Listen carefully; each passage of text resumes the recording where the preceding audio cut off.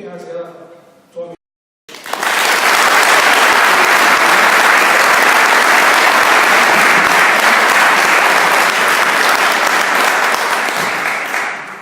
very much, everybody.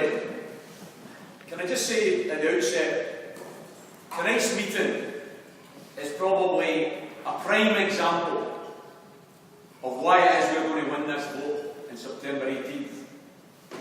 Because what we've got here tonight is a guy, Liam, who I met 5 minutes ago, who's decided to contact me on Twitter and say, Tommy, would you come and do a meeting? He said he'd never organised a meeting before, he's not political in any way, but he shares something with me, and I'm sure he shares it with a lot of you. And that is a passion and a desire to see your country stand on its own 2 feet, and on September 19th, stand up proud and say, we did it against all the odds. We are now an independent nation, and we're proud of it. That's why it's a pleasure to come along here tonight, Liam. A pleasure to come along with someone whom I've never met before, but in whom we share a bond. You see, Liam talked about the press and the media. We should make the point that we've got a camera here tonight. It's not the mainstream media. It's live stream. So as I speak, and as you sit there, hopefully, there are some people watching us on Twitter. Let's say hello to them. You're welcome. Some of you, of course, may be sitting there saying, oh, I better watch. I better not go on film. Either because you're hiding for the law. I know a few faces. I've seen you in Crime Watch. Or some of you might even be thinking, Christ almighty, what's the DWP got to think if they see me at a meeting here? There's some stairs out there. And of course, you don't need to worry about it any longer. You don't need to worry about working on the side and claiming the goal. Don't need to worry, because you've now got the Maria Miller excuse. You just say sorry. That's what you do. You just say sorry. Maria Miller, who's on over £100,000 a year as a minister in this Tory government, decides, she's Scotland, I'm on £12,000, she's struggling. She decides to claim for a second push. Now bear this in mind, folks. We're talking about a bunch of charlatans, a bunch of political space cadets who introduce policies to try and penalise the poor for their meagre wage, a bedroom each. That's the type of people we're dealing with. They don't talk about spare bedrooms, they talk about spare houses. That's what they talk about. £90,000 she claimed for a second house. It turns out it's not a second house at all, it's a modern house that she's claiming for. So she's investigated. She's investigated by whom?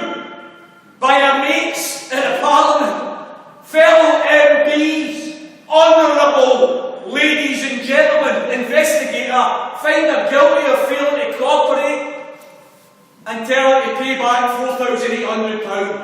That's not bad, isn't it? Hey, I take that deal. You screw them for £90,000 and you only pay back less than £5. Absolutely brilliant. But if you dare be a working class boy or lassie from Cumbernauld, who's working in the hairdressers while claiming, working in a building site while claiming, your feet when they touch the ground, you'd be in the court, you'd be in the jail. That's the reality of the hypocrisy of Westminster. And it's that hypocrisy we're going to get rid of on the 18th of September, brothers and sisters. Because we've got an opportunity here. We've got an opportunity to look at that crowd. There's a cabinet down there of 29 members. 29 members, 23 of them are personal millionaires. Personal millionaires. What the hell do they know about bedroom tax? What do they know about living in a council house? What do they know about struggling to make ends meet week after week? They know nothing about ordinary people's lives. But they introduce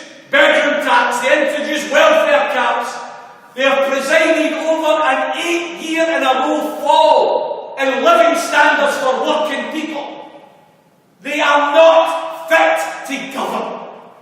And we have the opportunity to say to those toughs, to say to those millionaires who think they're better than us, we've got the chance on the 18th of September to have the power. That day we've got the power. Not the bankers, not the bosses, not the millionaires. We've got the power. And we can use that power to declare Scotland an independent country and be free.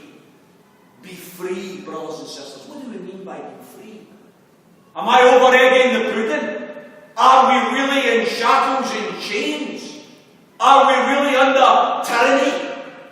Is it too much to suggest that it's important to use words like freedom?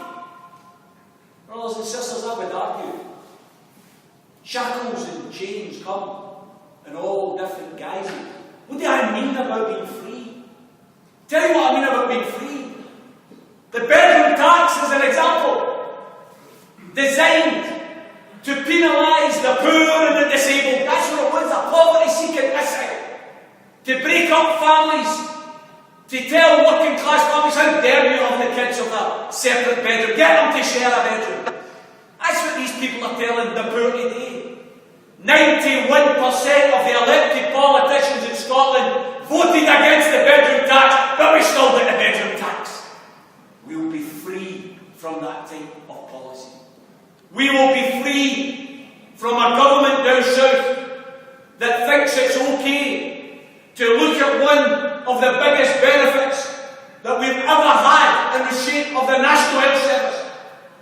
Somebody said to me at a meeting a few weeks ago, Tommy, will the National Health Service be safe in an independent Scotland?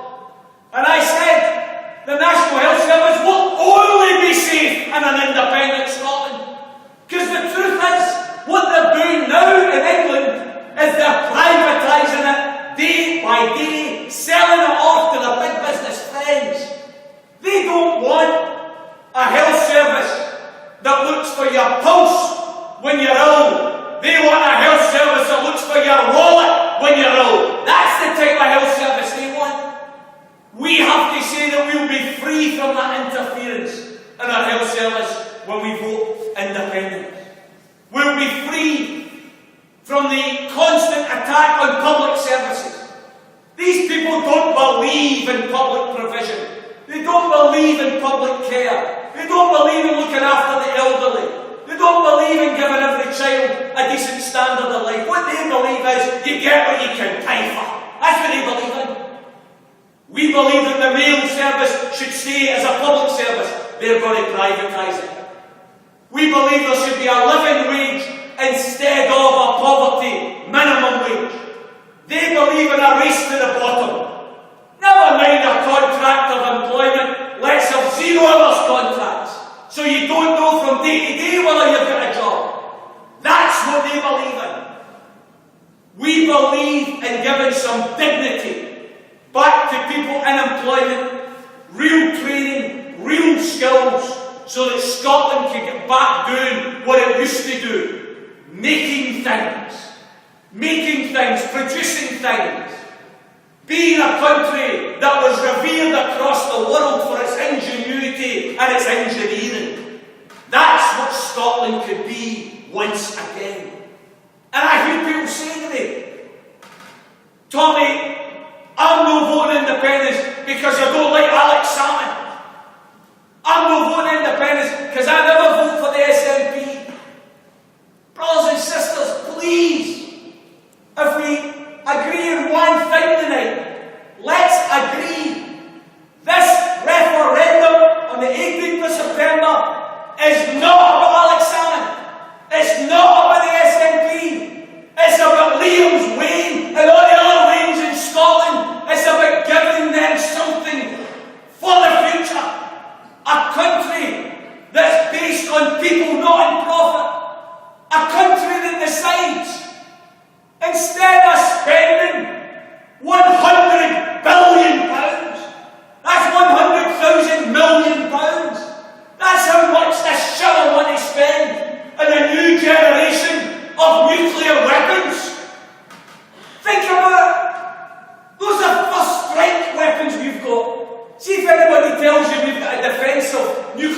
they're lying. We don't have a defensive nuclear force. We've got a first strike trident nuclear programme. Well, I don't know about you, but I'm not prepared to strike anybody with a nuclear weapon, because as soon as you use nuclear weapons, the planet's finished. So why the hell would you spend £100 billion on scrap metal? Because that's what that is. 43% of the Wains in Springburn are in poverty. We've got 4,000 Wains a day if you look at the Evening Times. 4,000 Wains a day in Glasgow relying on food banks to live. But we've got £100 billion for bloody Trident. Is it no about time that we said instead of spending on bonds, we're going to spend it on kids? We're going to spend it in hospitals and schools. That's the choice that you've got. Free from the warmongers who'll send working class kids into illegal wars in Iraq and Afghanistan. Tony Blair was shyster when he was in power. Said that we would fight with every drop of blood. What he didn't add in, as long as it was somebody else's blood. You never get the bosses and their wings giving up their lives for these exercises in deceit and lies. Iraq was nothing to do with freedom. It was everything to do with oil. It was everything to do with politics. We didn't want to be part of it, but we were dragged into it because Westminster voted for it. We would be free from interference in illegal wars, free from the immorality of illegal nuclear weapons. It doesn't matter whether you support the SNP or not. This isn't about them.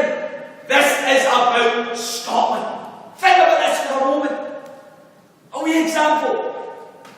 You happen to have saved up. You've got enough for a down payment in a new house. And you've seen one that you love.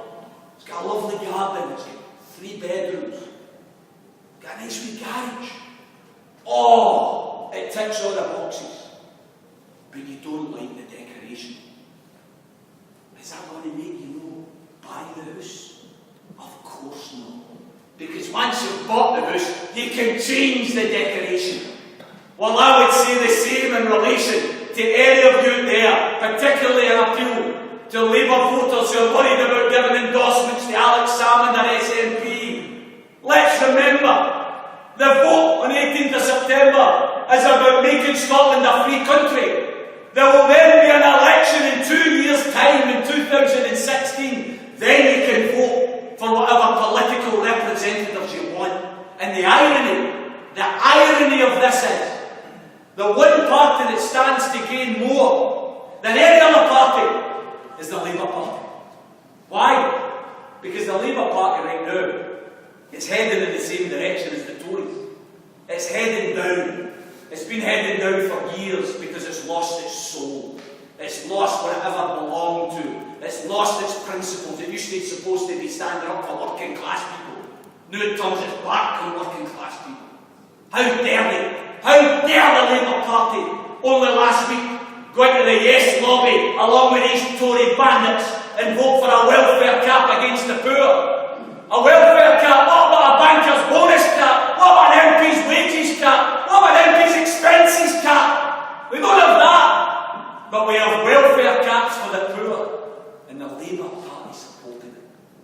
The founders of the Labour movement would be bumbling in their graves at the way the Labour Party behaves nowadays. But what's going to happen when we vote for independence? The Labour Party is going to have to change. It's going to have to rediscover its socialist roots, rediscover its ability to fight for workers. That's why the irony is the party that opposes independence actually would gain most from independence. Brothers and sisters, we are fed up with people telling us we're not big enough, we're not strong enough, we're not clever enough to run our own affairs. In each of the last 32 years, this isn't some fluke. In each of the last 32 years, Scotland has generated more in tax and revenue So, anybody who says we're not big enough, we're not strong enough, we're not clever enough, they just don't know the facts. We would start off with a potential surplus as far as expenditure on welfare and hospitals and schools is concerned. People sometimes say, what about the pensions, Tommy? Will the pensions be safe? The pensions will be safe. If we've got independent Scotland, I couldn't say the same if you stay within the UK. People say to me, Tommy, can you give me certainties? I can't give you the dotting of the I and the crossing of the T. I can't paint you a full picture of what an independent Scotland will be like. I can only promote the idea of hope for a better Scotland, a more just Scotland than what we've got with Britain. I can promote that idea of hope over fear. But I'll tell you what I can be certain about, absolutely certain about. If we lose on September 18th, I will give you this for a certainty. There'll be more cuts, there'll be more austerity, there'll be more attacks in public services, there'll be more attacks in your living standards. That's a fact. That's a fact. The alternative to independence is darkness. That's the reality. We've got rolled out the other day the 4 horsemen of the apocalypse in the shapes of the Lords, Lord Robertson, Lord Reid, Lord Foulkes, Lord McConnell, and apparently the no campaign struggling that much that they've decided to turn to these Lords to save the day. I've got to say to you, if they Lords are the answer, then you're asking the wrong bloody question. That's the reality. You've got old Bomber Robertson there, in the pay of American armaments companies, speaking in America, with old Captain Manaman and Dad's army. Doom, doom, we're all doomed. You vote for independence, we're going to be less safe. Less safe, my ass. What are we worried about? Who's going to invade us, for God's sake? What a lot of baloney! What these Lords are worried about is after September 18th, they're getting a P45s, that's what they're worried about. Because we've got no time for an elected Lords with their red airline robes, swanning in and out down there in their red benches, picking up their 85 quid for turning up, 100 quid a day in expenses. No! No interested. That's why you've also got a big squad of MPs, particularly Labour Party MPs. They're all lining up. Oh no, you can't do this, it'll be terrible. The only thing that's terrible for them is come September 18th, we're going to be spending less on wages and expenses for these MPs. That's the reality. That's what they're worried about. I debated a while ago with one of these individuals down in Irvine, Brian Donohoe, the MP down there, been MP for over 20 years. And he said, in response to my position, which is that MPs are overpaid. MPs get £67,000 basic wage. If you're a minister, you go over 100,000. I think MPs are well overpaid at 67,000. I think they should get the average wage of a skilled worker. Firefighters, £30,000, train drivers, £30,000. That's enough for them, it should be enough for members of Parliament. That's the reality. If they can live in that, how can MPs not live in that? And he said, oh, wait a minute, Mr. Sheridan, I believe in the rate for the job. I said, right, you wouldn't get 67,000 in any other walk of life other than politics, other than being lucky enough to be in the right place at the right time. That's what a lot of Labour MPs happen today. Because if you were to judge them on their credibility, then you were lucky to give them £6.70, never mind 67,000. Performance-related pay. They introduced performance-related pay for public service workers. See if they were to introduce performance-related pay for the MPs, they would go waste money. That's the reality. We've got a situation here, brothers and sisters, which is absolutely unique for us. We've got a situation on September 18th where we can open up a new dawn. We can open the curtains to a new horizon. I believe fundamentally in a socialist Scotland. My vision of an independent Scotland might be different from yours. Might be different from Liam's, I don't know, I've not discussed it with him. But that's the beauty of this. Whatever happens in the future, we will decide it. I had to give a wee bit of a condition to one of my statements. When I spoke in Kirkcaldy, I said, a vote for independence will mean there'll never ever be another Tory government in Scotland. And of course people will remember that. That's a great idea. It's a good reason to vote independence. And then somebody contacted me afterwards and said, Mr. Sheridan, I don't think that's quite correct. After all, there are quite a few people who still vote Tory in Scotland. So I had to condition it. So tonight I'm not going to say, after independence, there'll never be another Tory government in Scotland. What I am going to say is after independence, if there is a Tory government in Scotland, it will be because the people of Scotland voted for a Tory government. That's the difference with independence. Instead of what we've had in something like 30 years since the Second World War, Tory governments foisted upon us that we never voted for. And of course there's more chance of hell freezing over than there is of us voting for a Tory government. Brothers and sisters, why? Why, when you're faced with those choices, why would you decide to say, nah, I don't want my freedom. I don't think we can do it. Brothers and sisters, Liam said it all, didn't he? We have got a UK that has 500,000 families relying on food banks. We've got a UK where 5% of the population, 5%, own more wealth than 50%.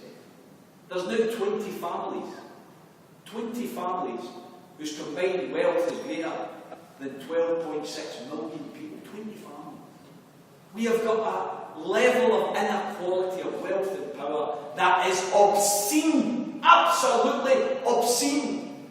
They tell us that we have to pull in our belts, we have to tighten what we're doing, because we're in a period of austerity, don't you know? When are we going to challenge these people?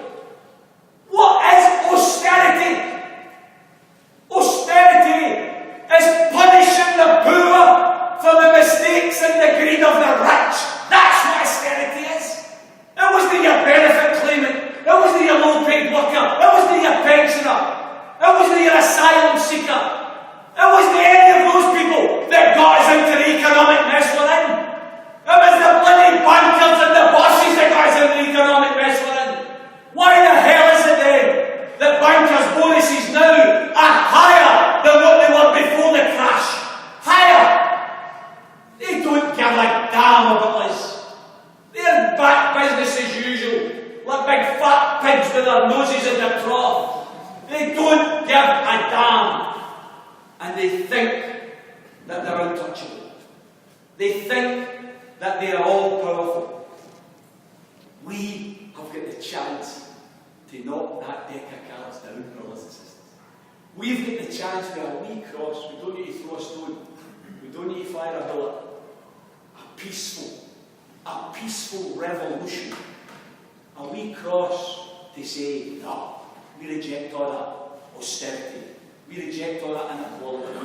See, in this independent Scotland, we're actually going to invest in people, no bankers. We're going to look at the resources that we've got. Think about it. We've got massive capacity to generate and produce electricity, generate and produce gas.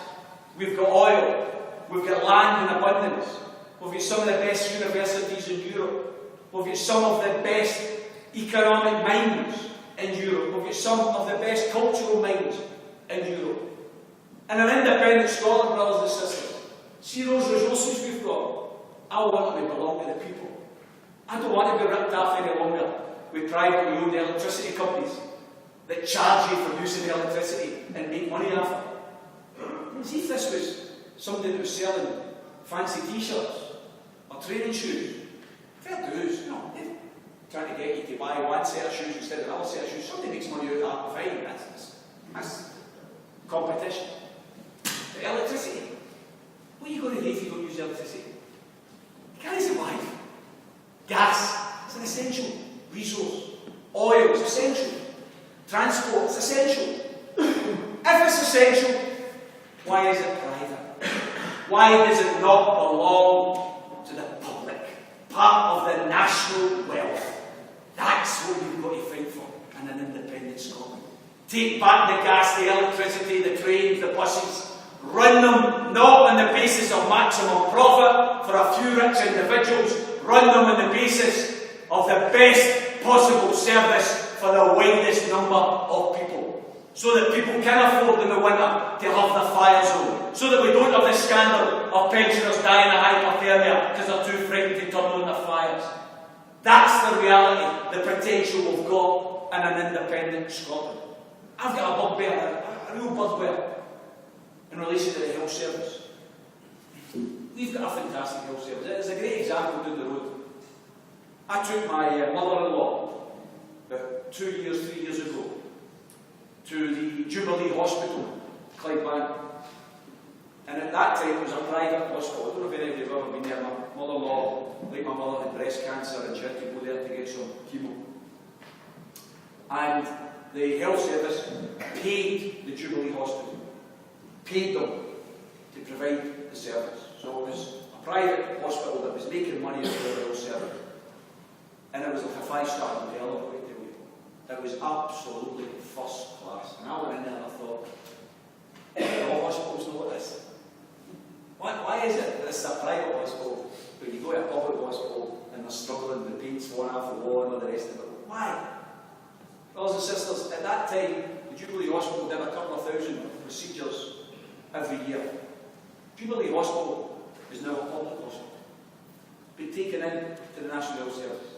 It now performs over 200,000 procedures every year. That's the future. The idea that we look at the private schools, we look at the private hospitals, and we say, we're not going to drag a private school down to the class size of a public school, of a comprehensive school. My Wayne goes to a primary where there's 32 in their class. Why is it Norway, Denmark and Finland have maximum school sizes of 15? Why don't we have that? Why don't we employ more teachers? Why don't we have better classrooms in operation? Why don't our kids get a better chance to learn in an environment that's easier to learn? That's what we can invest in. My bugbear in relation to the health service is we've got all of this health, we've got all of these procedures, we've got all of this help and care, and who makes the money out of it? GlaxoSmithKline, the private pharmaceutical companies that rip the health service off like a latter-day Dick Turpin. Brothers and sisters, my idea of an independent Scotland, quite simple. Let's build a publicly owned pharmaceutical industry that produces the drugs that we need every single day to help people, to care for people, that feeds its health service. Think about it economically. You've got a demand. So what you're going to do is you're going to build the supply.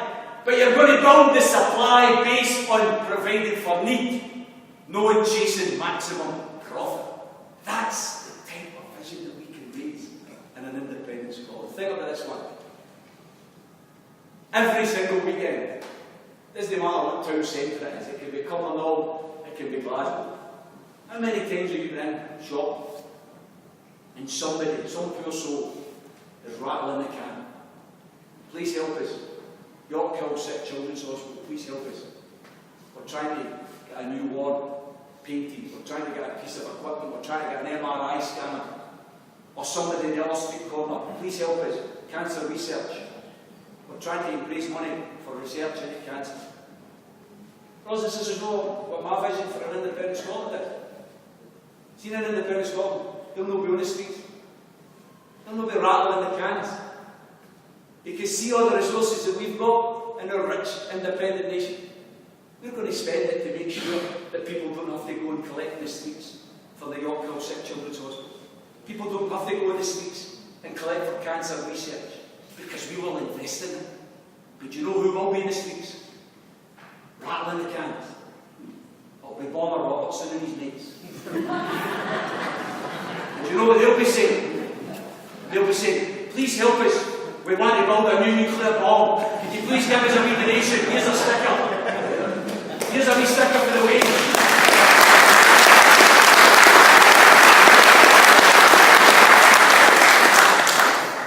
Think about that for a minute. Why not? Why do we have a situation where it's the cancer research and the sick children's hospital that's collected in the street, but when they need anything for the nuclear weapons, there's your blank check. Let's turn it this year. That's the potential in an independent Scotland. Brothers and sisters, I don't know why anybody of sound mind would reject that idea. I've heard some people talk about, are we not abandoning the working class of England and Wales? Some people who should know better.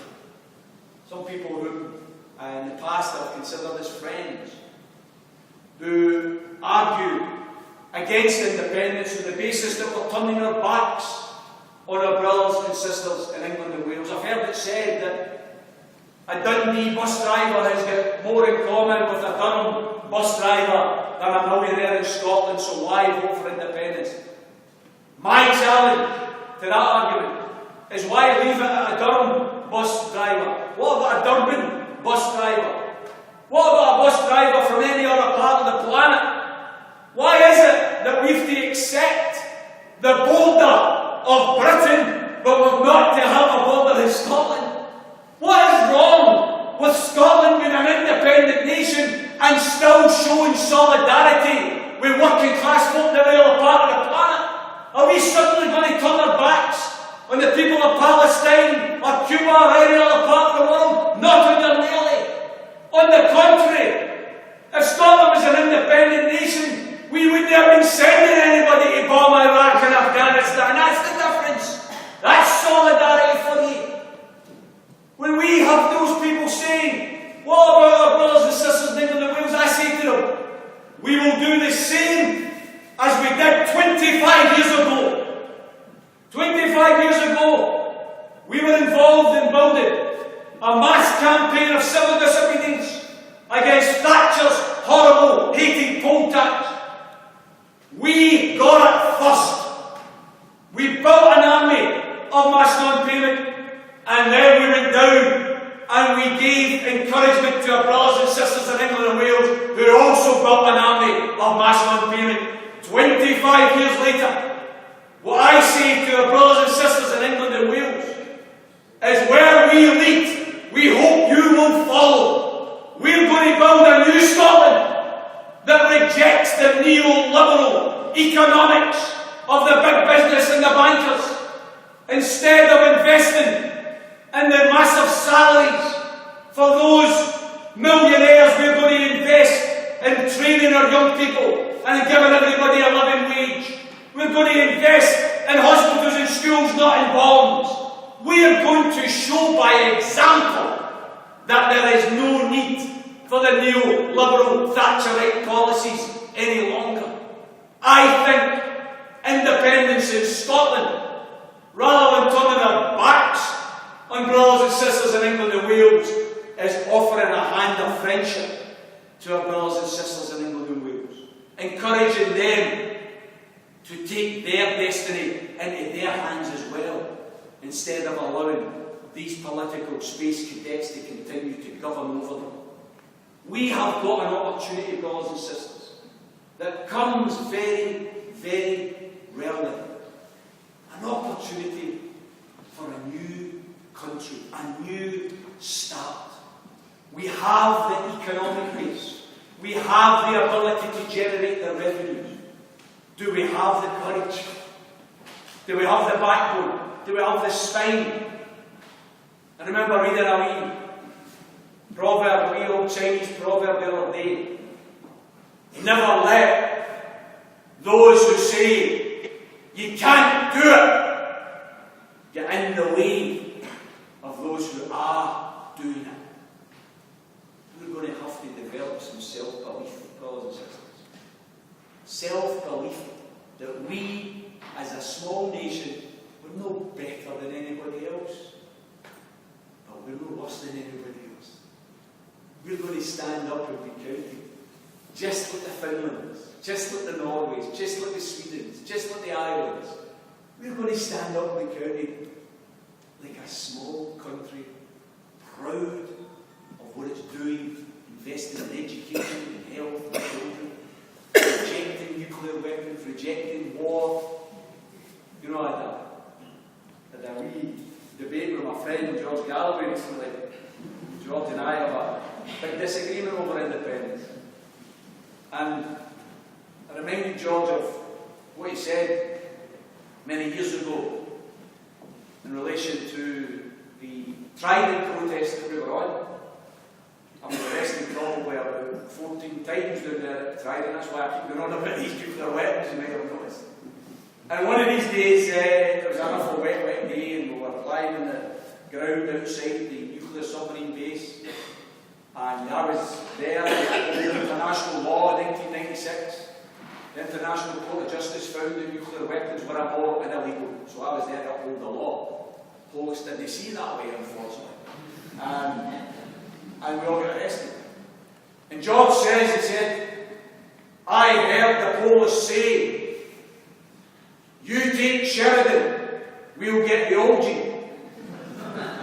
And he knew then they had to pass the torch of socialism over to a new generation. I heard him argue recently on the telly that voting independence to get rid of Trident wasn't really a vote to get rid of Trident, because where would they go? And my answer to that is, Westminster seems to love them.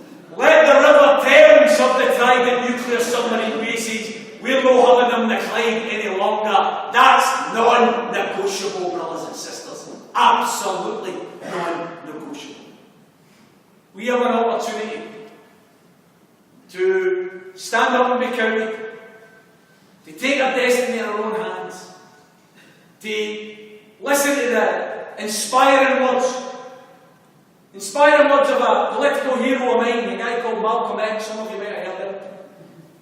He was one of the leaders of the American civil rights movement, black activist who was imprisoned many times for his beliefs, was eventually assassinated. Malcolm X used to say, if you don't stand for something, you might just fall for anything. Brothers and sisters, if you look at that Project Fear, and you look at the darkness that they're trying to peddle, and how much they're trying to bully you, how much they're trying to tell you you can't do it, I think those words of Malcolm X should come back and should give you some encouragement. No longer are we second-class citizens. No longer are we getting policies we didn't vote for. No longer are we getting governments we didn't vote for. We are now going to have our destiny in our own hands. All we have to do is vote for it. Please, brothers and sisters, for the sake of Liam's kids, my kid, and all of your children, please have the courage of your convictions on September 18th. Vote yes. Vote for independence. Thanks very much.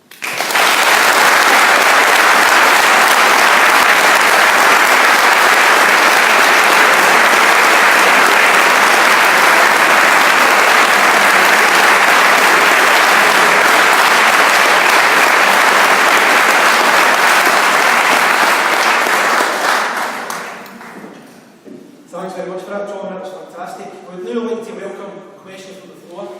Ian, if you switch that microphone off. We've got a microphone here. We'll pass it out the room. One at a time. Folks, the reason I'm returning to the lectern to take the questions is just for the folk that are doing the live streaming stuff. It's just to make it easier for them. How would you like to have answers right away, or would you like to take a couple of questions? What would be the best? Just straight away, okay. Well, please feel free to put your hand up. The only thing I would ask is, go to see your first name just so that I can refer to you. Look at your eye. Look at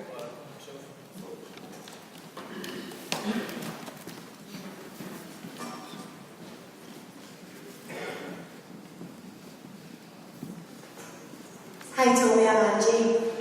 I just want to know, obviously Scotland's potential and independence is fantastic, but only in the hands of the right people. And I personally don't want the George Galways or Cathy Jamesons of this world to be the ones in power.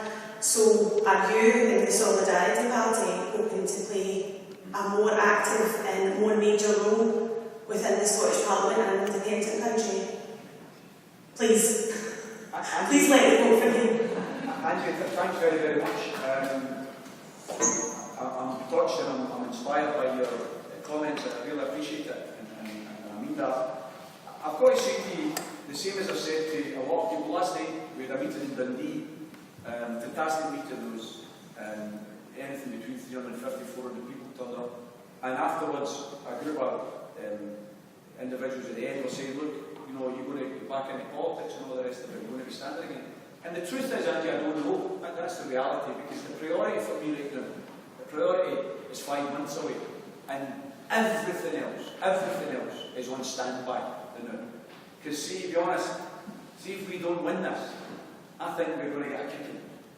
I think we're going to get penalised by Westminster. I think they're going to be rubbing their hands in glee, because they're going to think we're a bunch of bottle merchants, we're a bunch of cowards. We had the chance and we blew it, and they are going to think they can get away with anything they want. So I think the priority between now and September 18th is independence. There will then be an 18-month period between that vote and the first elections, Angie. Whether I'm involved or not, I'm not sure of, because I'm currently doing a law degree. I've got a wee 8-year-old daughter that I absolutely love being able to spend time with. There's some here I know will have jobs and kids, and it's very difficult to juggle both.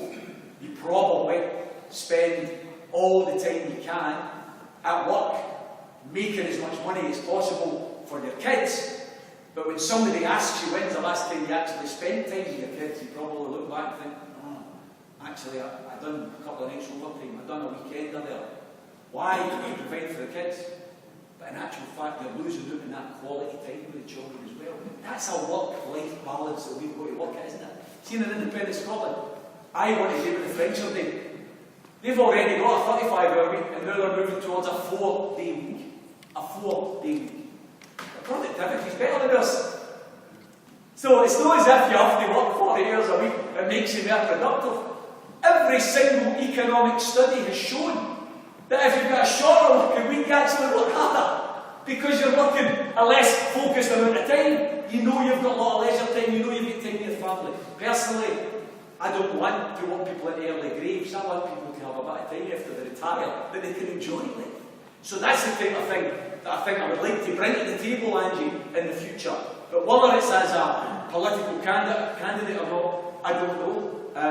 I'm doing a law degree now, I might end up getting into law. I thought to myself, well, in and out of courts that much. Why don't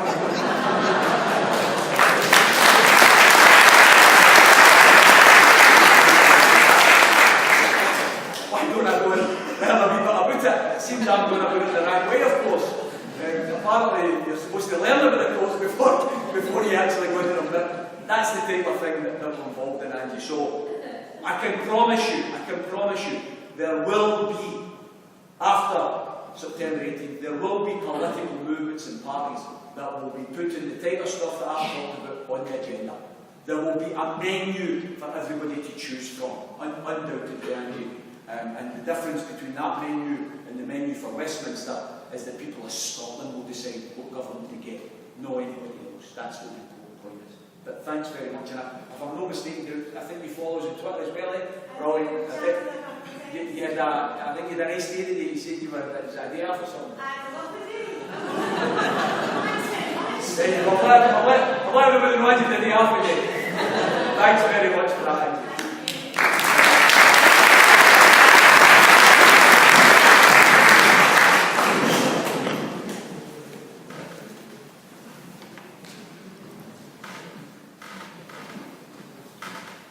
Hi, Tom. My name's Laura. You've spoke a lot about trying, and nobody in their right mind can argue with your logic. Obviously, the stick that the No campaign using a lot just now is the removal of the pound, and that's been debunked pretty much. But I've read analysts that have said that part of the negotiations there is keeping the pound is going to be is also keeping Trident. I was just wondering what your response to that would be. Laura, I think that's a very good question, and I'm going to answer it in two ways. The first answer is, I'd already written down here 1,600 jobs, right? Because I thought your question was going to be, what about the jobs? And I have to hammer that particular myth. The Scottish Trade Union Congress, the STUC, which represents all the Scottish workers and trade union members, they did a detailed analysis in the mid-1990s. They looked at diversification at the Trident nuclear submarine base. What they were looking at is, what if we do cancel Trident? What would we do with the workers who are already working there? How many are working there, and what would we do with their skills? And what they found was that there is currently 1,600, that's the maximum number, that are directly employed at Trident. The amount of money that's getting spent every year on maintaining those jobs is £100 million. A local authority, any local authority in Scotland, that was to spend £100 million employing people would employ upwards of 40,000 people. So in other words, the money we're going to take from investing in Trident isn't going to cost jobs, it's going to create more jobs. But what the STUC survey also found was that the skills mix that they've got at Trident are the exact same skills that are needed to develop solar power, wind power, wave power turbines. The engineering, the manufacturing skills that are there are the skills that we need to become the European leader in alternative energy production. So not only are we going to create more jobs, but we're going to use the skills that are currently there as well. So that's the first thing, and I know that's not the question you asked, Laura, but I think it's an important part of the equation. The second part is this. I read with interest some of that stuff that was going on. Oh, you can't keep the pound is all part of a negotiating strategy. Really what they're going to do is they're going to say you can't keep the pound, and then once we get independence they're going to say, okay, keep the pound, but you need to keep Trident. And that's why I was very, very pleased, because I'm not an SNP member or supporter. I think the SNP have done a good job getting us to where we are just now. I'm not going to knock what they've done. I've got differences with the SNP, but I've also got some people, the SNP, that I've got a lot of time for. But what I would say is I was very pleased to read the statements from several of the leaders, including Alex Salmond, that it was a non-negotiable policy. Now, it couldn't be anything less than that, Laura, because I think he would be hung for the rafters with his aimed at us if he was to turn his back on that commitment, because that has been a long commitment to the rank and file of the SNP who have fought long and hard for it. So I don't think that is a negotiable point. I hope you don't mind, however, if I take the opportunity via that question to just raise a couple of other wee points, and I apologise if I'm hogging the floor here, but it's in case some other people have got these questions. The pound, Europe, the monarchy. There's three questions which I've got views on which you might not share. My position is I don't want to keep the pound, I want a Scottish currency. I don't want the Bank of England having any say whatsoever in our economic affairs. If, for the purposes of transition, we have to keep the pound for a couple of years until we get everything changed over, fine, okay, I can live with that. But the idea that we will keep the Bank of England having any say on the investment decisions that we make in Scotland is the independence. So that's my position. Europe. I keep hearing people talk about, we need to stay in Europe, and if you vote independence, we're committed to stay in Europe. Quite frankly, I'm not that big against staying in Europe. I think the European Union is a corrupt bosses club. I think it is full.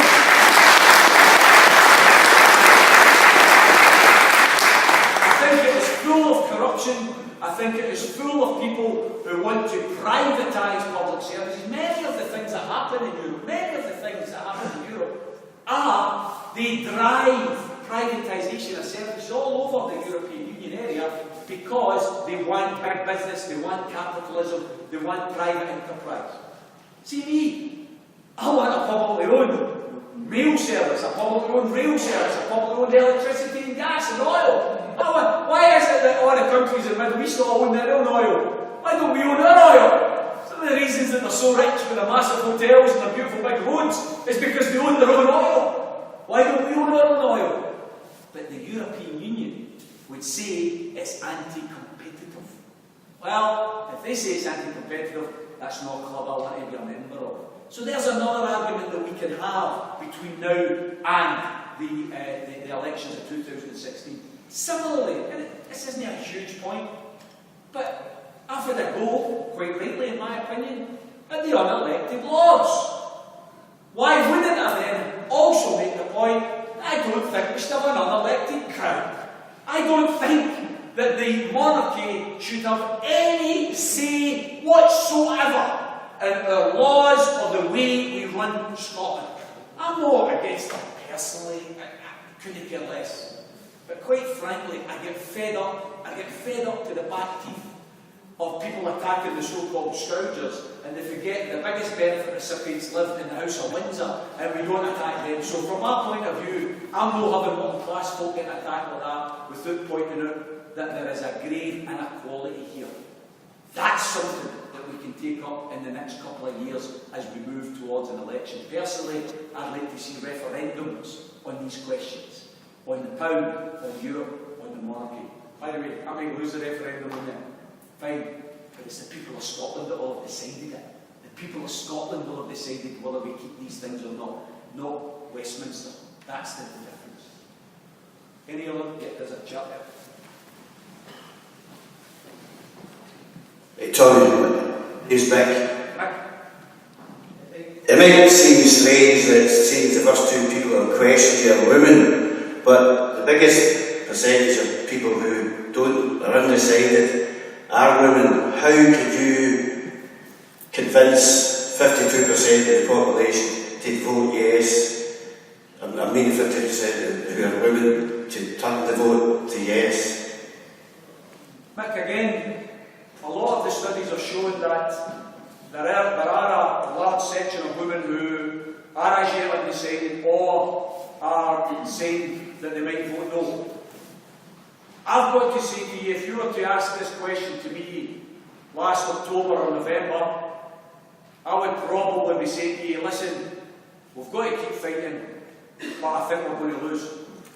I would have been honest with you. I've got to say to you now, Mick, I'm absolutely confident we're going to win.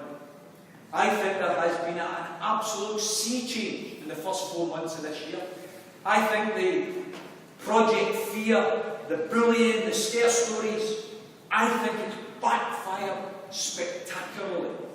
And I think the most important people to convince the women to vote yes on September 18th are the Lauras and the Angies and the other women in this hall tonight. I think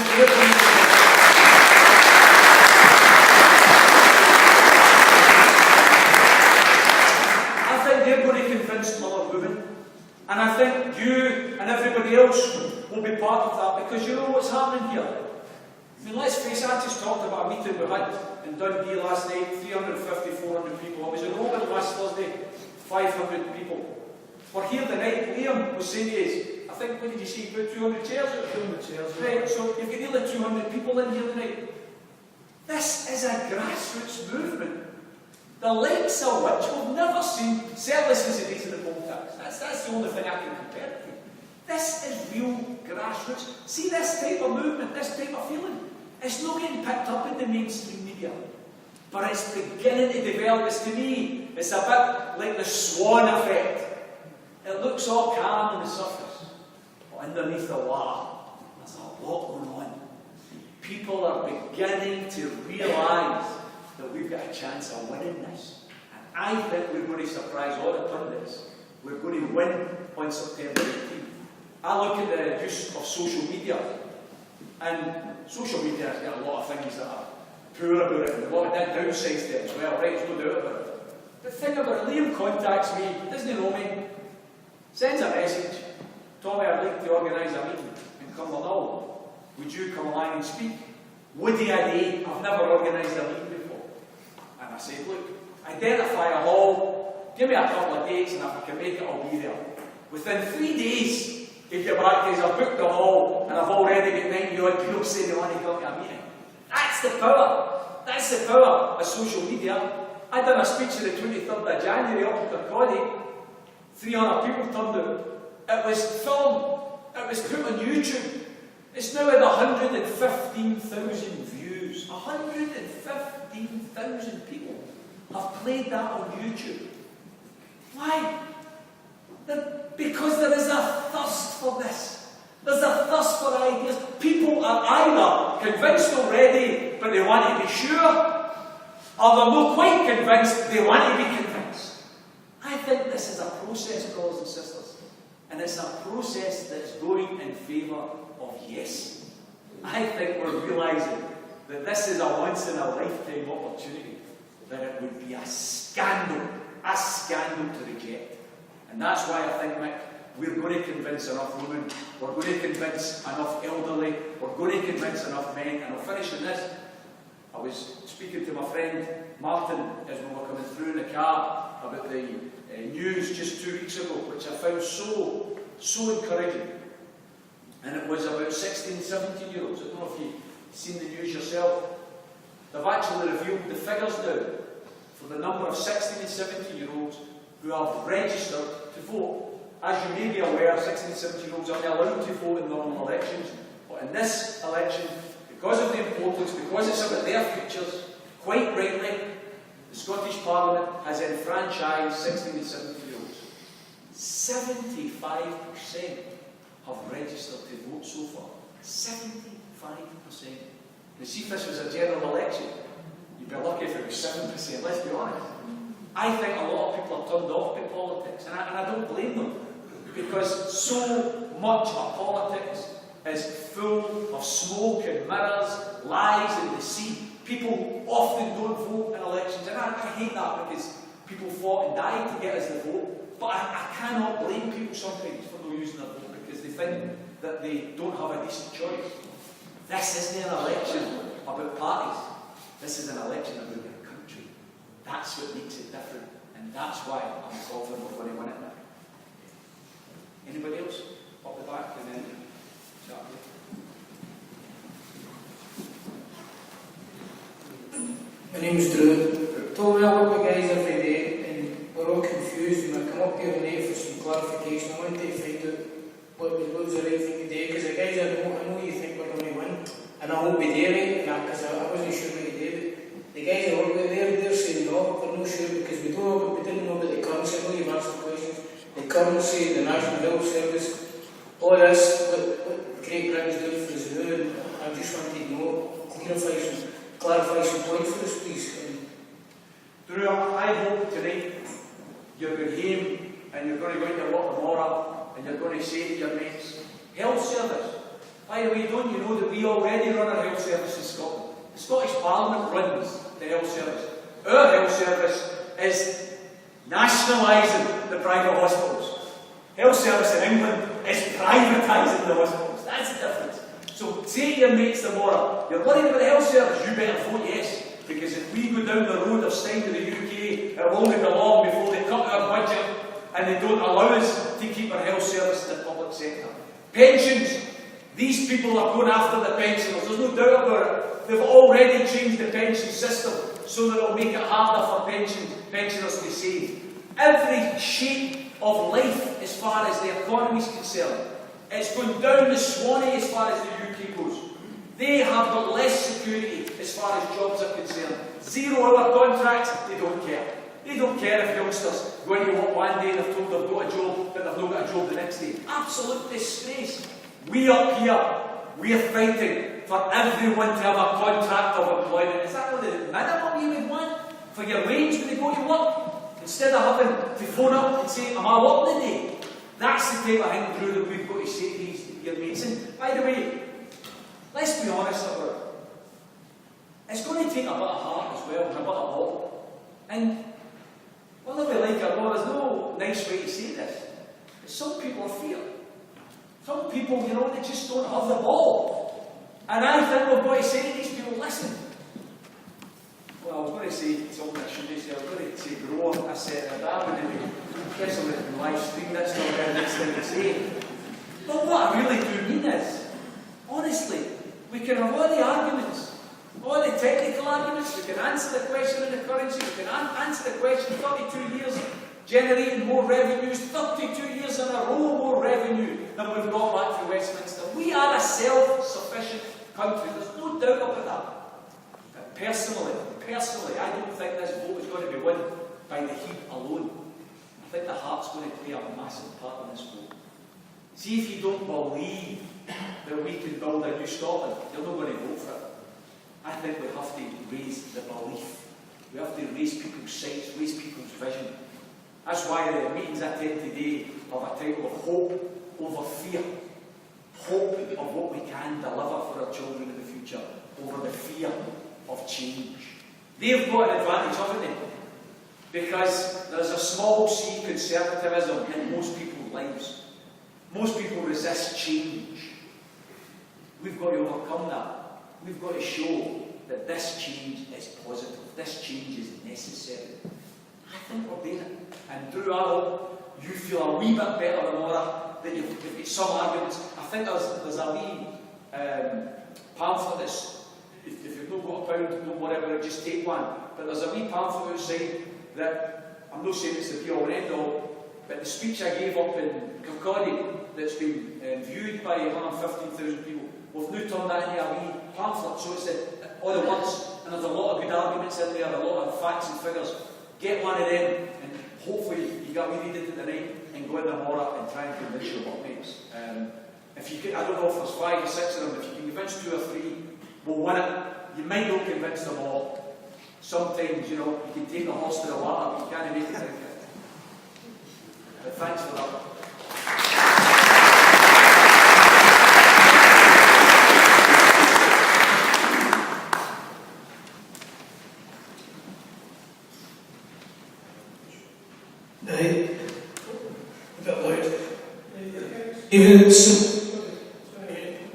Eric Stevenson. I've come out from Glasgow, in fact. I used to live in Cumbernauld during the poll tax days, and that's why I've come along to this meeting. I'm quite pleased to be here.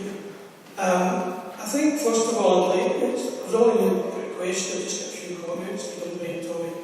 I'd like to congratulate Liam and the other chap for organising this meeting. Absolutely.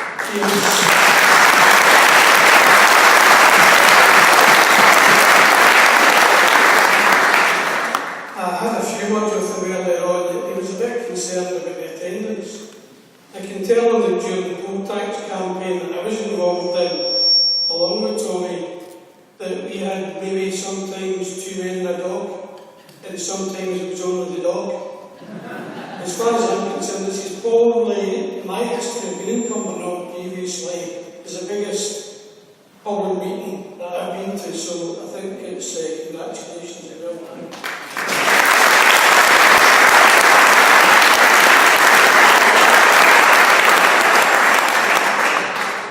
I think also that Tommy's made the point that there seems to be now a positive move, I think I would probably agree with that. It does seem to me that the yes vote, or the number of yes people, is getting bigger all the time. I think it is important for us to recognise that if we do vote for yes, an independent Scotland, we really need to have a different type of government, as Tommy has pointed out. I'm a member of the Socialist Party Scotland, which, if any of you know or have heard of the Militant, I was a member of the Militant, who was expelled from the Labour Party many, many years ago, and we're now the forerunners of the Socialist Party Scotland. So you're emphasising the point that public ownership, and I think Tommy has emphasised that as well, the public ownership of utilities, big business, etc. is absolutely essential. And it's essential throughout Britain, it's essential after the independence referendum. Because it's only really that if we take in big business, utilities, etc., and public ownership, it will actually be able to establish what Tommy was talking about, a decent Scotland. I think it would also act as a beacon, as Tommy suggested earlier, to brothers and sisters in England and Wales, and in fact throughout Europe for that matter, So I think it is important to emphasise that issue. I think also the other point I would like to make was Tommy mentioned that the Labour Party might find itself again, or words to that effect. I'm not paraphrasing what he's saying, obviously. I'm not convinced about that personally. As I said, I was expelled from the Labour Party because I was socialist, along with Tommy for that matter, who was expelled a number of years ago because he was a socialist. I think the Labour Party's finished in terms of representing working people. And I think it's absolutely essential. There was reference earlier on, sorry, this makes a bit iffy for me, earlier on about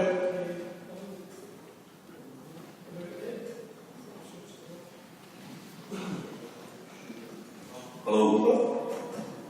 sorry about that, I'm not used to it. There was some discussion of political representation, and it seems to me that what we actually need now is a new workers' party, a party that will represent working class people. Because the Labour Party no longer has that role. Oh yeah, never mind. I'll put. I think it's absolutely necessary new party to be gated by the trade movement. I think it better just, Eric, you're probably better just speaking, mate, because I know you're coming in there, but just. Sorry about that. I think it's absolutely necessary for working class people to recognise that we need a new party of working people to represent us. Because the Labour Party, as far as I'm concerned, is finished. It has been for a long time. It's the pockets of big business, and I don't think the Labour Party in Scotland is going to be any different. I don't see any of the Labour Party here, maybe it'll be that I don't recognise your face. If you're a member of the Labour Party, why don't you go up and say something about that issue, because it is important for us. So therefore, I'll finish now. The poll tax campaign was won by working class people taking the thing by the horns. Do we actually get rid of Margaret Thatcher forever? And I think that's something we should do. But working class people can make a change in Scotland. It'll be a beacon for working class people down south, England, Wales, and throughout Europe for that matter. We need a workers' party to create the situation of the create social Scotland.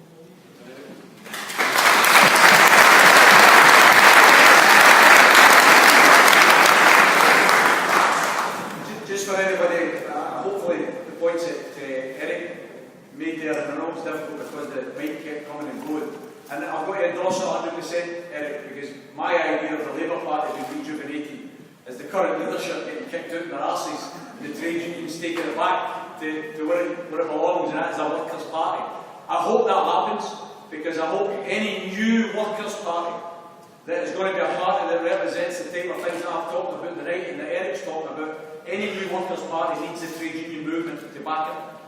It's about time the trade unions realise that the party that they founded in 1901 to represent working people has abandoned working people. It's turned its back on working people.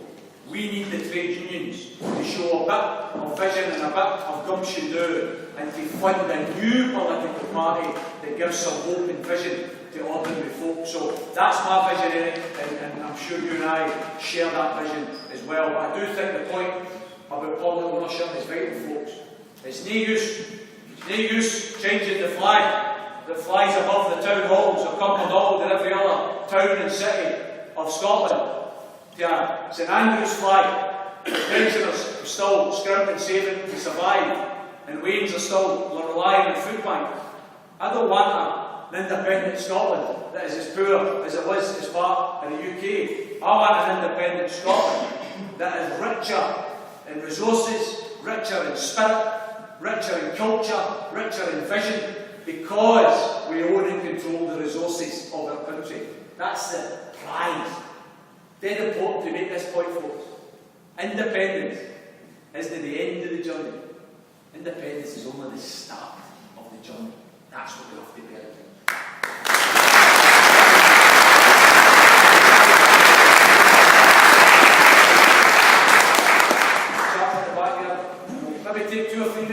don't want to keep you here. I promise everybody we'll be finished for 9, so.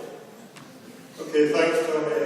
I think you're absolutely right. That it's a class. Say your name, brother. Sorry, Alison. I think you're absolutely right. It's a class vote on September the 18th.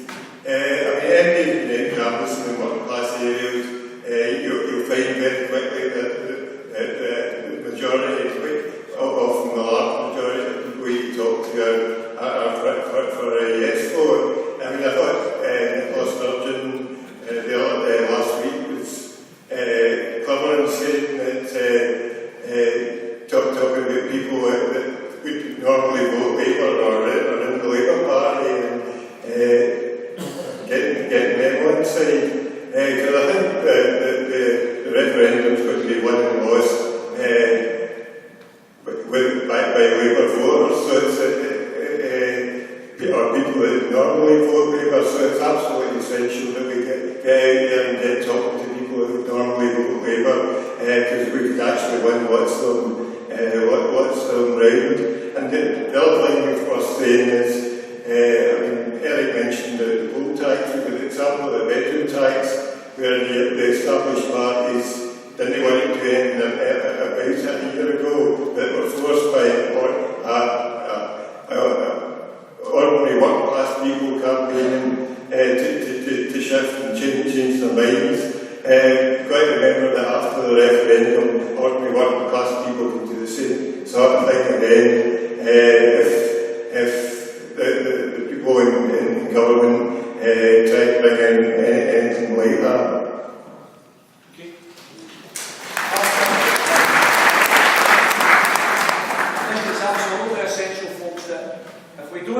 Appeal to core Labour voters, and core Labour voters, I mean working class folk. I mean, I know people do vote Labour and sometimes what their nose, it's just that it's what they've done all their lives. They don't expect Labour to get for them any longer, they're very angry at the Labour Party, but it's the way you were brought up.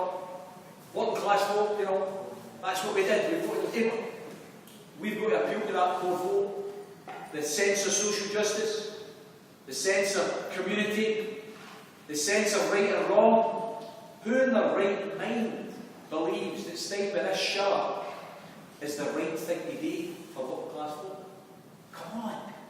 We've got to say to Labour voters, if you believe in social justice, if you believe in community, if you believe in public ownership, if you believe in public services, the only vote you can cast on 18 September is a yes vote. So we've got a job to do, Alistair. I'm confident we're getting there. We're breaking into that heartland and we're getting there. There's a lot of long-term serving Labour people are now saying they're voting yes, so we're getting there. Take another couple of questions, folks. Maybe one or two more. There's one down here and one at the back. In the middle. So we'll take three. There's three. Okay. Hi, Tony, Mark. Just the currency union seems to be the biggest thing. But it's hard to use a lot of people to ask people with Joanne Barman after the yes vote, what currency is she going to fight for? Because I'm quite sure she'll be talking about the pound. I mean, this is what we need to just cut right to the chase.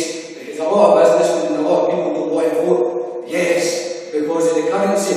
Every politician in Scotland after the yes vote is going to be fighting for the pound. You need to understand. Mark, you're absolutely right, brother. And you know, you mentioned the businesses in Scotland. See the businesses in England?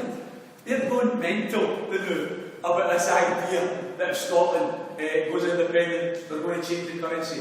Because every single business, and there are thousands of them, who have export interests here in Scotland, they don't want to have a surcharge or have to pay another amount of money for a new currency. They will be fighting, screaming and kicking to keep Scotland in the pound. That's the reality. Do you really think England wants to keep a pound that isn't backed by oil?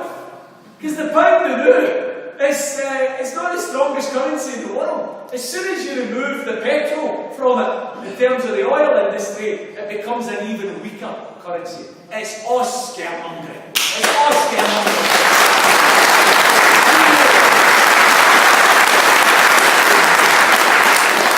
Desperate to keep the pound and to keep Scotland in the pound. Personally, as I've said, Mark, and not everybody will agree with me, but personally, I I only want it as a transitional arrangement. I want Scotland to receive currency after a few years, quite frankly, because I think we can control our affairs better. But this idea of being frightened of the currency, it's a total and utter red herring, and we've got to take it off. 2 more points as a female, and then there was about 3 now.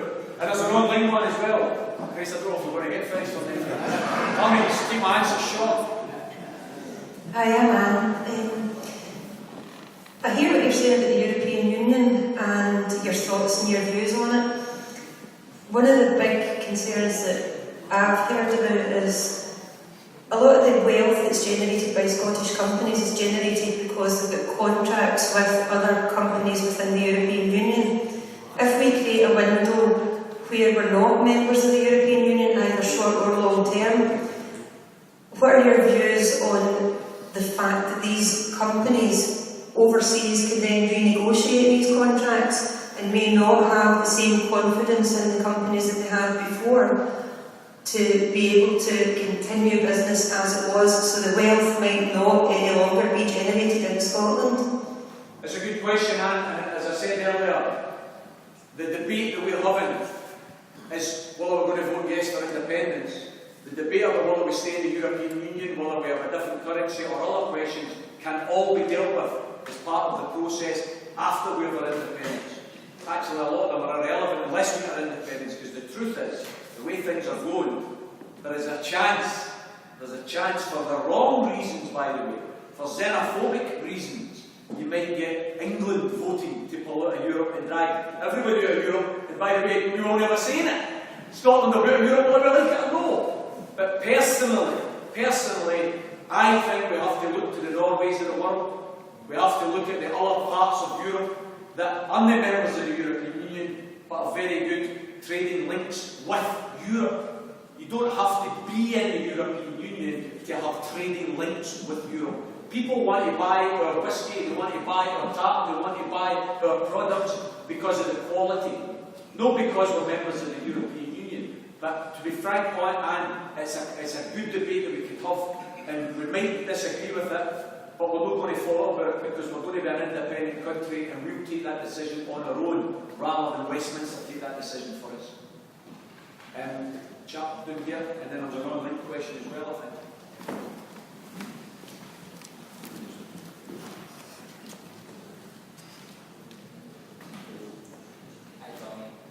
Hi Tommy, I'm Scott.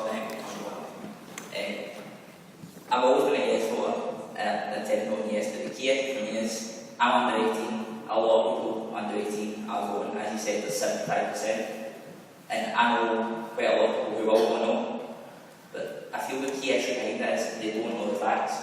All the rubbish out there by the campaign and the yes campaign is not really sorting it, it's just putting the facts in there. Nobody has a clue what's going on. Surely there's a way for anyone who wants a better Scotland to get his tax choice in the right manner. Scott, it's a great question. Obviously, it's an open question whether the majority of young people are going to vote yes or going to vote no. Personally, I'm just over the moon that 75% registered to vote, because when it comes to involvement in politics, even somebody voting no at 16 or 17 is doing something that's political. Now, it's not a thing I want to do, but they're doing something that is about their futures. They may be taking the wrong decision, but at least they're doing something. I think the key, and I know it's not the be all and end all, I think the key is meetings like this, face to face, but also the social media when it comes to young people. You're of a generation, let's face it, where you hardly talk to one another now. You bloody tweet one another. You go on a bus or a train, what are the young ones doing? They're sitting on their phones, Facebooks and all the rest of it. We have got to use those means of communication. I would appeal to you, Scott, your friends there, young people, I would appeal to you to be very active on social media sites, promoting the ideas that you've heard tonight, promoting other ideas that maybe you've not heard tonight, but are positive ideas. I think we can win the battle for the young people's hearts and minds, but it's not going to be easy, because let's face it, they're getting absolutely bombarded by the Project Fear, by the mainstream media, by the newspapers. Absolutely disgraceful how undemocratic it is. But I think we can win it. So I would appeal to any of you that have got access to the social media, if you're not a coffin dodger like me, but if you're actually quite young, please get on there and please try and win the cyber battle. There's two, I think there's a chap at the back and then there's another chap just there.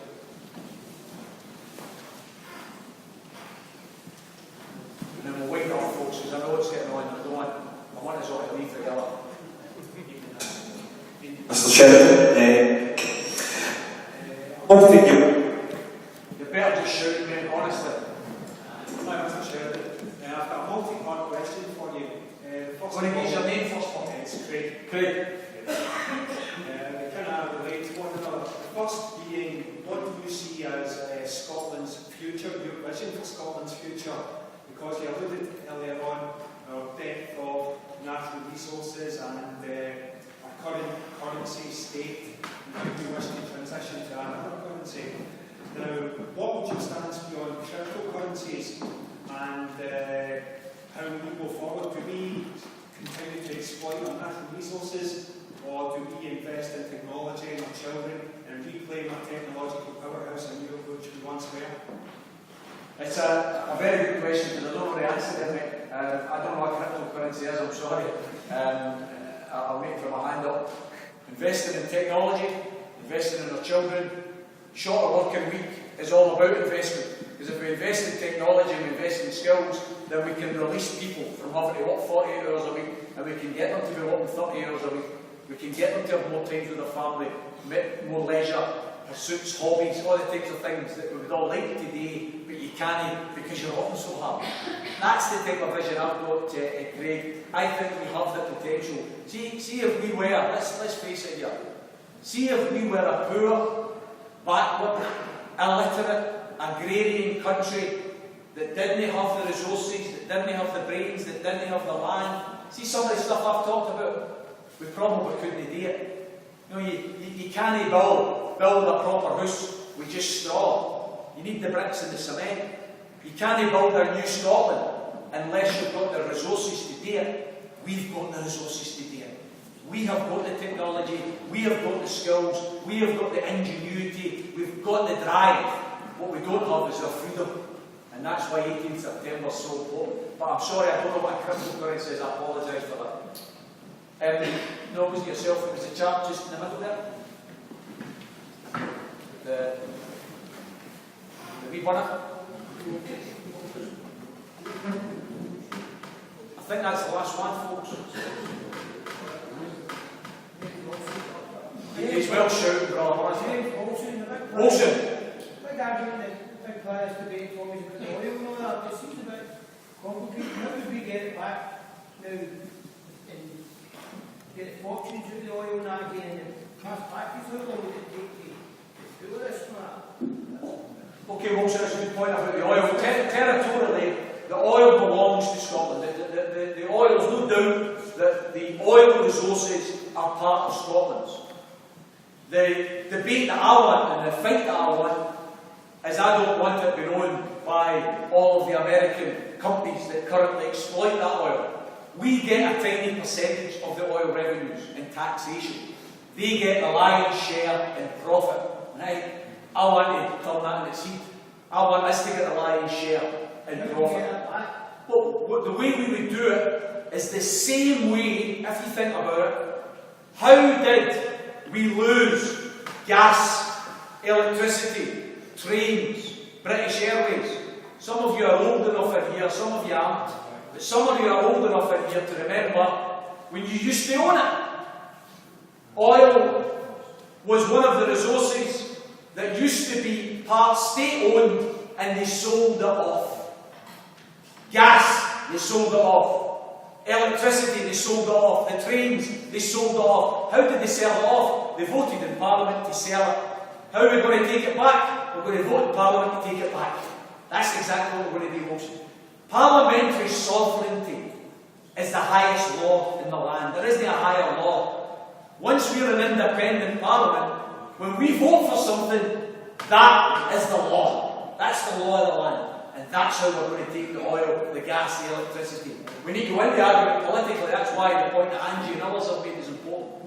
Because if we get an independent Scotland, and then we send some people to the Parliament who, quite frankly, are lambs instead of lions, then we might not get the type of Scotland we want. We need to make sure that once we have independence, we also get the political representation that we deserve as well. I think I'm going to take the internet question and then we'll sum up. Is that alright? I don't want to cut anybody off in case. Right? What was the internet question? By the way, what about this? New technology here. Not only are we taking question and answers, we're taking questions for the internet, by the way. The guy Johnny Cash. Alright, that's right. We take friends with Bob Hope. If Scotland does have the capabilities and reserves to become one of the wealthiest countries in the world, what is to stop the Scottish people who get very rich from that turning, for instance, Edinburgh into a new London, and there being the same inequality of wealth distribution?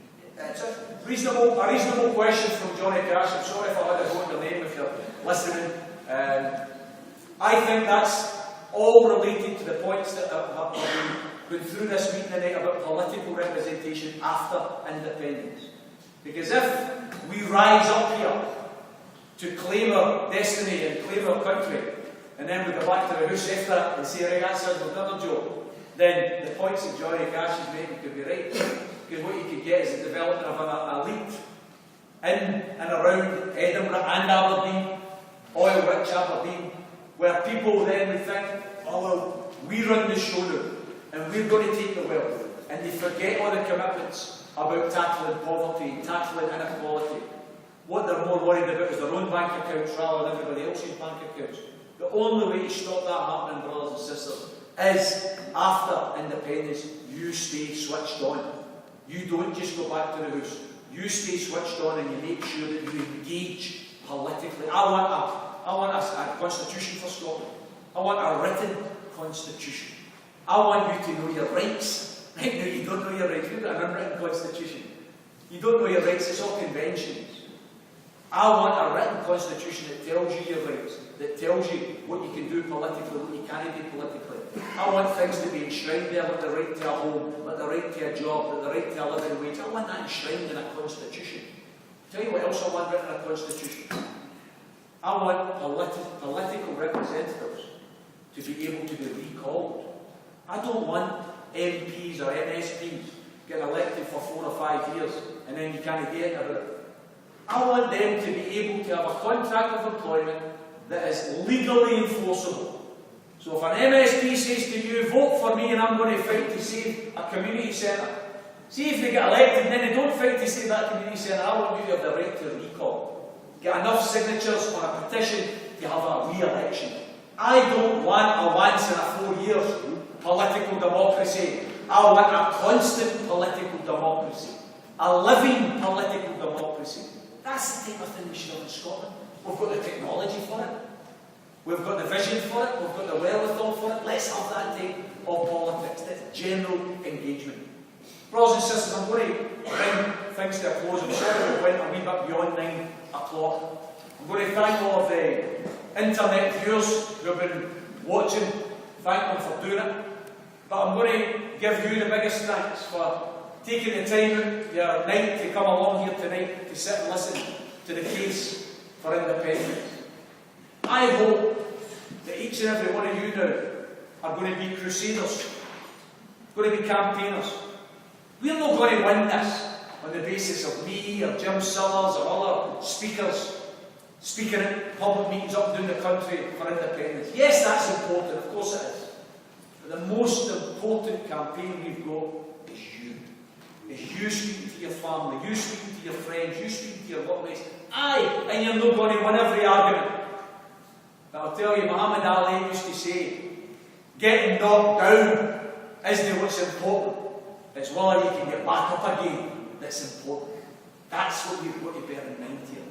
We've got to get back up again and keep putting those arguments for independence. I'm sorry, I keep littering my talk with wee quotes with people that have inspired me in my life, and I'm going to finish with a wee quote. It's a wee quote from an Irish trade unionist who was the leader of the Transport and General Workers Union and was involved in the historic Dublin lockout of 19 13, I recently was invited to speak at a meeting in Dublin, and his statues in Cumbernauld Street in Dublin. The guy's name's Jim Larkin.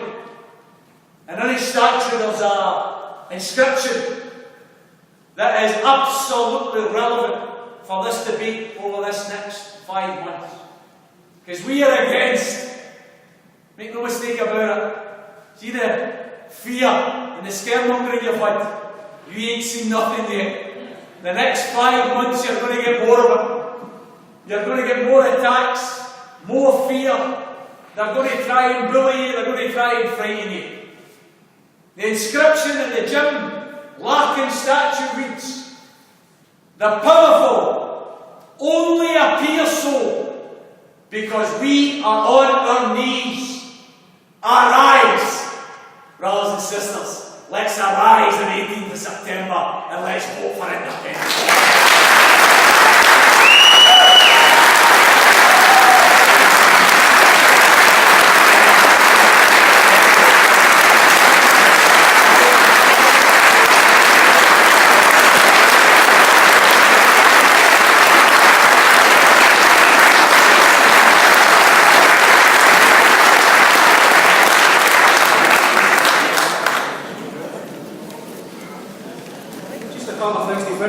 Ladies and gentlemen, there are 2 buckets at the back of the hall for the local food bank. Anybody can spare a cup of hall. We much appreciated the people, less lots than ourselves. On top of that, I've spoken to Tommy. I've also been in touch with a guy called Greg McClymont, the local Labour MP. And we're hopeful we can get a live debate with Tommy and Greg McClymont on the go this August in Cumbernauld Theatre. So I hope to see a lot of you there. Okay, thanks everyone. Good night.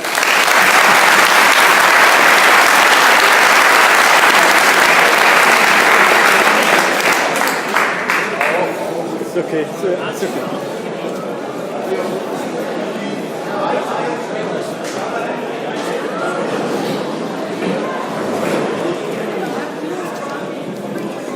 Okay, people. Well, I hope you enjoyed tonight. We're going to switch off the live stream. I'm sorry the iPad live stream app crashed, sucking text, but hopefully we'll try and get that fixed for next time. We don't have any live stream events lined up, but they come in thick and fast, so keep an eye on the Facebook page and the live stream page. Okay, bye now.